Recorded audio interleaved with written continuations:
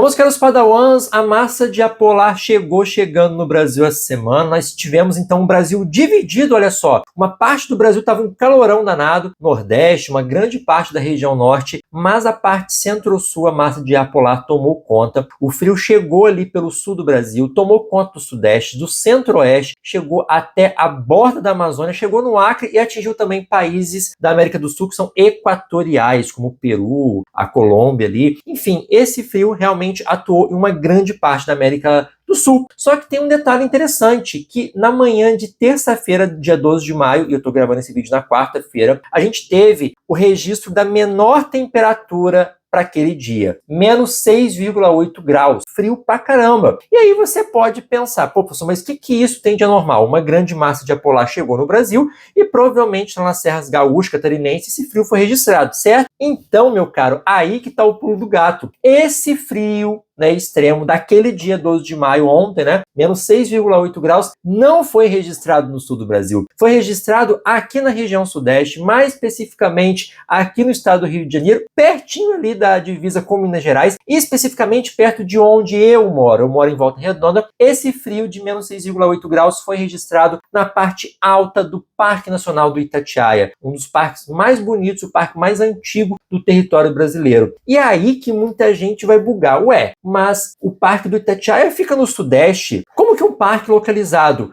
na zona tropical do planeta, porque onde eu moro aqui, onde está o parque inserido, essa região fica justamente entre a linha do Equador e o Trópico de Capricórnio. Portanto, dentro da zona tropical ou intertropical do planeta. E não o sul do Brasil, que está na zona temperada, onde a gente, por lógica, deveria falar, bom, ali os recordes de frio, né, vão acontecer no sul do Brasil. E não foi o caso. Então vamos lá, vamos verificar essa notícia e qual que é o segredinho aqui, porque o clima, né, o tempo e o clima, eles não são tão simples assim de ser entendidos, de serem analisados. Tem uma complexidade ali, tem fatores e elementos que vão se influenciar e aí a gente vai ter essa temperatura negativa, né, a menor do Brasil naquele dia, acontecendo num lugar longe aí do sul do Brasil, onde, de acordo com a latitude, né, o sul do Brasil deveria ser o lugar mais frio, porque está mais distante da linha do Equador. E quanto mais próximo dos polos, ou quanto maior a latitude, menores são as temperaturas. Então, olha só, nessa manhã de terça-feira de 2 de maio, na estação de Campo Belo, na parte alta do Parque Nacional do Itatiaia, registrou ali menos 6,8 graus Celsius. Esse valor foi divulgado como a menor temperatura do Brasil naquele dia. E essa estação, ela fica numa área de altitude, tá? Aqui está o primeiro ponto e o mais importante, em torno ali de 2.400 metros. A gente tem, no que a gente chama de climatologia, né, fatores que vão influenciar na dinâmica climática, né, nas diversas dinâmicas climáticas. A gente tem o fator latitude. Quanto mais distante da linha do Equador, quanto maior a latitude, menores serão as temperaturas. Quanto mais próximo dos polos, as temperaturas serão menores. Só que nesse caso, o fator altitude acaba superando o fator latitude. Mesmo estando dentro de uma região, dentro da zona intertropical do planeta, como a altitude aqui é muito elevada, em torno de 2.400 metros, esse fator altitude acaba sendo privilegiado em relação à latitude. E quanto maior a altitude, menores também serão as temperaturas. E isso aqui não acontece assim raramente não, tá? Direto e reto, o Parque do Itatiaia registra as menores temperaturas do Brasil. Não é sempre, às vezes as serras gaúchas catarinenses batem, né, o Parque do Itatiaia, mas aqui acontece direto. Inclusive, já nevou aqui. Em 89 teve uma nevasca histórica no Parque do Itatiaia. Sim, neve no Rio de Janeiro, Minas Gerais e em plena região intertropical do Brasil. É muito interessante isso. Vale destacar, pessoal, que essa temperatura foi registrada na parte alta do parque, não foi na parte baixa, não foi na cidade de Itatiaia, porque o Parque Nacional do Itatiaia fica no município de Itatiaia, aqui na divisa com Minas Gerais, próximo da divisa com São Paulo também. E assim, pessoal, além desse fator altitude, a gente tem que lembrar que é uma medição de montanha, é um ambiente aberto, é um ambiente muito elevado e muito favorável à perda de calor durante a madrugada. Tanto é que essa temperatura foi registrada às 5h26 da manhã. Lembrando que durante um dia, né, durante 24 horas, a gente tem a temperatura máxima e mínima, que sempre é divulgada aí pelas agências de meteorologia. A temperatura máxima sempre acontece por volta de meio-dia e 30, 1h, 1h30, por volta ali de 1 hora, temperatura máxima do dia. E a temperatura mínima sempre acontece por volta de 4, 5, 6 horas da manhã, principalmente ali por volta de 5 horas da manhã. Então, temperatura máxima 1 hora, temperatura mínima 5 horas da manhã. E foi esse o caso. 5h26 da manhã do dia 12 de maio, o termômetro lá da estação de Campo Belo registrou menos 6,8 graus. Só para vocês terem ideia, um outro termômetro na mesma reserva, na parte alta do parque, né, registrou menos 5,9. Então, olha só como é que dá uma diferença gritante entre um termômetro e outro. Se você for olhar na imagem de satélite, você não tem essa temperatura ali aparecendo na imagem de satélite, né? A imagem de satélite é mais abrangente. Isso aqui é bem pontual, a gente só consegue com a estação meteorológica registrando as temperaturas de fato que aconteceram naquele dia, né? Então, assim, esse frio que fez ali, ele não é estranho, tá? Ele não contradiz o fato do Brasil ser um país tipicamente tropical. Como eu falei, o fator altitude aqui e o ambiente extremamente aberto ajuda a explicar realmente esse frio. Como eu falei, o Parque do Itatiaia, ele bate vários recordes de temperaturas, não só nesse ano, como no passado também. Então, para a gente ter essa temperatura abaixo de zero, foram 3 fatores. A massa dipolar muito forte, que estava atuando, né? A altitude elevada e o resfriamento noturno, que é comum. A combinação desses 3 fatores fez com que a temperatura realmente despencasse ali, inclusive congelando os laguinhos. Porque assim, pessoal, o Parque Nacional do Itatiaia é muito lindo. Eu recomendo a todo mundo que não conhece a visitar esse parque. Como eu moro pertinho aqui, eu vou direto lá. Eu vou mais na parte baixa, né? A parte alta também é acessível a um público mais leigo. Tem trilhas ali da parte alta que não são recomendáveis para pessoas inexperientes com montanhismo. Tem trilhas, inclusive, que você precisa de auxílio de equipamentos para você conseguir chegar lá no pico das agulhas negras realmente, ou nas prateleiras, mas você tem algumas trilhas ali suaves, tranquilas, assim, não é tanto, você tem que andar um pouquinho, tem pedra, enfim, você tem que ter alguma disposição, mas são trilhas que você não precisa, teoricamente, de uma experiência tão grande assim. Nessas mais tranquilas, como a do Couto, por exemplo. E, às vezes você não consegue nem chegar no final, mas dá para caminhar um pouco nela. Mas é uma parte que é realmente muito elevada e a gente tem lá uma vegetação até diferente. Ali você tem muitos afloramentos rochosos. Eu estou mostrando algumas fotos aí de uma das vezes que eu fui lá, né? Muitos afloramentos rochosos, um solo raso em muitos pontos. E a vegetação, percebam que não tem árvores. A gente tem esses arbustos, essa vegetação rasteira, essas gramíneas. Isso aí são os campos de altitude. Não foi desmatado, tá? É desse jeito mesmo. Essa aí é a vegetação típica da parte alta do parque. E ali a gente tem alguns laguinhos, nesse solo extremamente rochoso, nesse solo que é raso muitas vezes, a gente tem alguns laguinhos ali naturais. E esses laguinhos congelaram por conta desse frio extremo. É muito comum isso acontecer.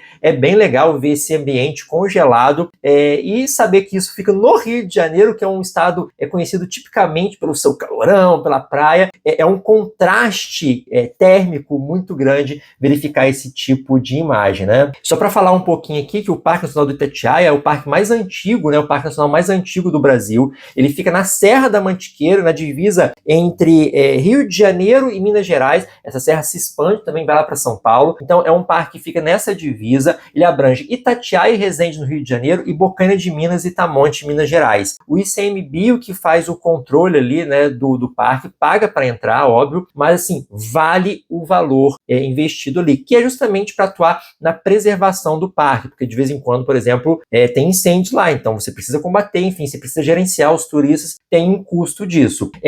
Itatiaia, como eu falei, é o primeiro parque nacional do Brasil, foi criado em 1937, olha só, bem antigo, e a região, a gente tem ali os campos de altitude, como eu falei, esses afloramentos rochosos. Na parte baixa, eu inclusive tenho um vídeo bem antigo aqui no canal, eu vou deixar aqui no finalzinho, você assiste lá.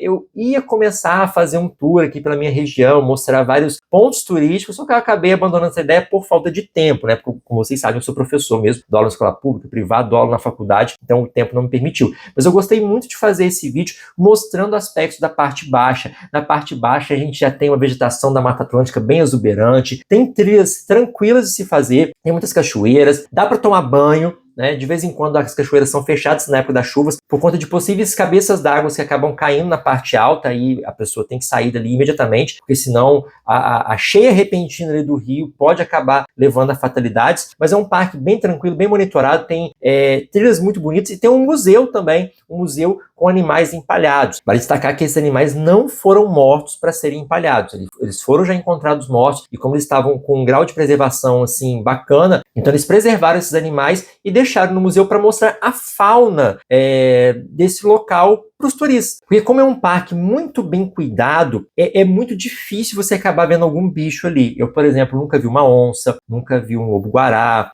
nunca vi um tatu ali, é muito difícil. Eu já vi macacos a gente consegue verificar de vez em quando. Então, assim, os bichos, eles realmente têm medo da gente, eles vão se esconder. Então, a única forma de você verificar quais são os animais que existem ali é realmente através desse museu com os animais empalhados. Então, é bem legal, é bem didático, isso também tem a parte geológica, mostra as rochas que existem ali. Então, quem gosta, assim, para quem gosta de geografia é um prato cheio, porque você tem a parte vegetacional, a parte climática, a parte de solos, a parte de geologia, realmente uma experiência única. Agora, mesmo você não conseguindo verificar os animais, né, visualizar, você tem toda a vegetação, as trilhas, as cachoeiras, que é muito lindo, dá para aproveitar, dá para fazer piquenique, é bem legal, recomendo a visitar a parte baixa do parque. E vale destacar também que ali, no Parque Nacional do Itatiaia, a gente tem o Pico das Agulhas Negras, que tem aí 2.790 metros, esse valor às vezes é revisado, né, mas 2.790 metros é o quinto ponto mais elevado do Brasil, é o quinto pico mais alto do nosso país. Então dá para entender o porquê que lá faz tanto frio, é muito alto. E sim, a gente está falando de uma montanha brasileira. Aqui entra uma discussão muito grande que eu prometo que eu vou fazer um vídeo dedicado a isso. Afinal, o Brasil tem montanhas ou não tem? Na minha opinião técnica, e não só na minha opinião, como de vários outros geógrafos, e isso também já foi